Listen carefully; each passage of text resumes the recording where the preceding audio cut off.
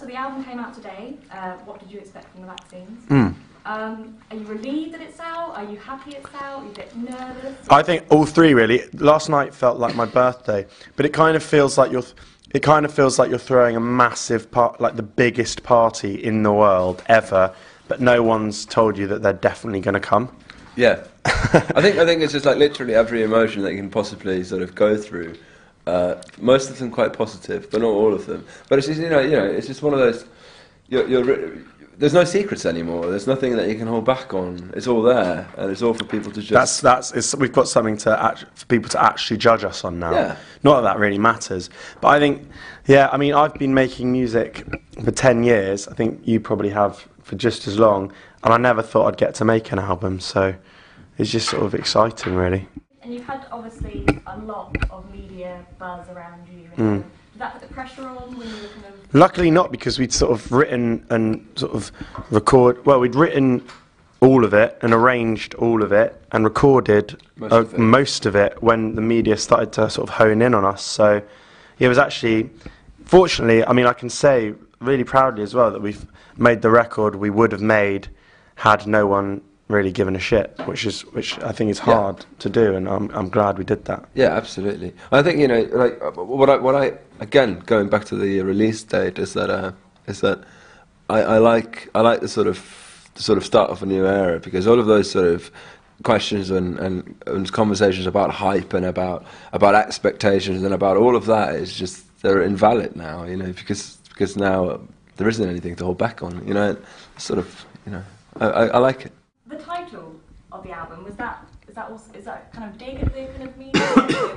Well, I suppose it's kind of, I mean, look, you can never live up to other people's expectations with anything you do in life. But that said, I mean, I think it's quite a clever title, because obviously it's a take on post-breakup sex lyric, and kind of reminds us of those classic 60s kind of introducing albums like Meet the, More from the... and then I suppose it fits quite nicely. With the sort of, the tongue-in-cheek thing was just a bit sort of, that was like just a factor of it, but it was just, we found it quite funny, but that wasn't the reason why we picked it. It was more because it was like a homage to very classic. It's a modern take on a classic British, like, debut album title, I think. Speaking of kind of that sort of influence, on the album, what were your influences kind of when you were writing and recording? I suppose everyday life. Yeah, I think that question is quite difficult to answer on a first record, because obviously when you're doing a first record, you're drawing on influences that you've been going through from start, and like we've all had like a very sort of, we've all been in music for years and years and years, so we've all failed, we've all had, we've all toured, we've all done lots of stuff, and I think it's quite difficult to sort of answer that in a sentence. It's like, if you want us to talk about bands, we can probably sit here for 3 hours. It's true, actually. It's kind of a friend of mine said, oh, your album sounds like, I mean, obviously, it's not strictly true, because obviously there's a very big input from 3 other people, but it sums up quite nicely. My friend said, oh, your new band sounds like a mixture of everything you've ever done. And like, I suppose that sums it up well, really, because it is a culmination of all 4 of our influences from sort of year zero, really. I think like just everything came into making this record, didn't it? Like, yeah, but okay, for like conscious influences, we're all big fans of like classic pop music, and we really sort of wanted to sort of like take the elements of like classic beautiful pop music and sort of make them ours. So we were very conscious about like not weighing the songs down with too much playing, and just just literally play what is needed to be played to make the song deliver itself, and let the song sort of live on its own, and sort of just make the wheels to carry it, And so there's like loads of influences. Are you having fun there? You look like you're having fun. I'm always having fun. Sorry. No, sorry. That kind of fans or new listeners kind of get from the album, is there kind of a vibe or a certain sound you want them to get? I don't really know. I actually really like the idea of kind of it's actually one of the reasons why we left it so bare, kind of in terms of instrumentation. I love the idea of people being able to take what they want, really, and I don't think, I mean, we've definitely tried to be as direct as possible, and the songs are geared towards and catered for playing live, but I just sort of, I don't know, I wouldn't really want any. I think that if you just want to have a dance, then you know, you can take them at face value, but hopefully sonically and lyrically and stuff, there's slightly more depth than maybe people think on first listen. But in terms of what I want people to take from it, I suppose we kind of know. I guess, what do you want people to take from it? I don't know. I don't know.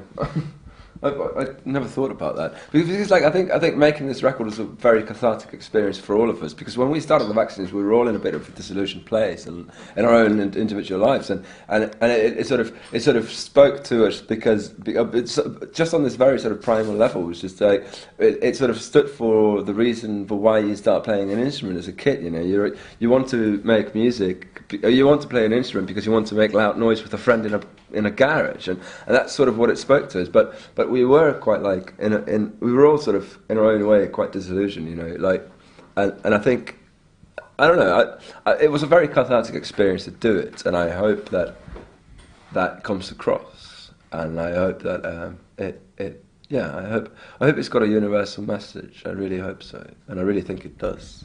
Do you have any favourite tracks from the album? Any personal? My favourite track on the album is A Lack of Understanding. Well, it's a difficult question to answer on the first day of the release. I've listened to the record 5 times today. I've bought 5 copies, and I'm pretty much in love with all of it at the moment. So I can't really answer. Wow, I haven't even got a copy of the album yet.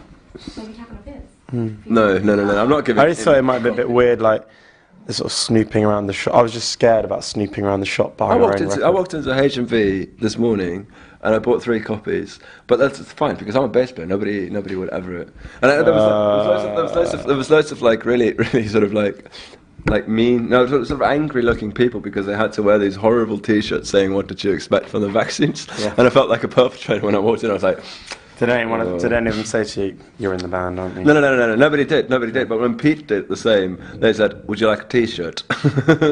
And yeah. You first started touring together last year, like properly. Obviously, you only started together last year.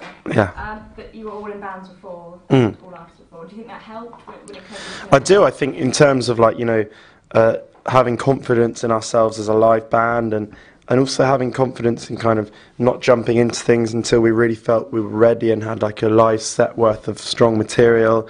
And I think we all drew on past mistakes as well. Absolutely. Yeah. I think it's just as much about knowing what you want and knowing what you don't want. And I think those past experiences sort of teach you that more than anything else. And I think on all fronts, whether it was being a live band or whether it was being a just band or like a rehearsing band or whatever, I think a recording band, we all benefited a lot from those experiences.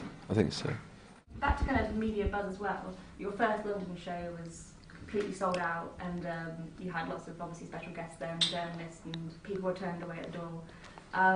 But does that kind of put a lot of pressure on for your live shows? Because now obviously you've got kind of all these people saying, like you've got Zaino saying things about you, and you on Jules Holland before. Yeah, I mean, we try not to sort of pay too much attention to that stuff, and I think, once you start second guessing what you think people see in you as a good thing or a bad thing, then it can really affect you. So I think we've just, those people said those things about us because I guess that they genuinely saw them in us, and so I guess we haven't felt any need to change or cater what we do. And some people will agree, some people won't, some people will go back on what they originally said.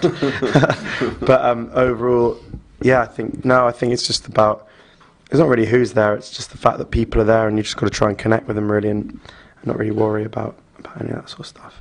You're off to America tomorrow. Yeah. South by Southwest. Are you excited to go to America? I can't wait, yeah. I'm really excited. I haven't got my head around the fact we're going yet. No. It's an awfully long way to be going in less than 12 hours. And we just came back to London. We only came back to London about 48 hours ago. So it's a lot of travelling. So you sort of forget about it, and that's the reason why we have this man, because he makes sure that we show up on time where we need to be and do what we need to do. But no, I'm really looking forward to it. It's going to be warm in Texas. It's going to be hot.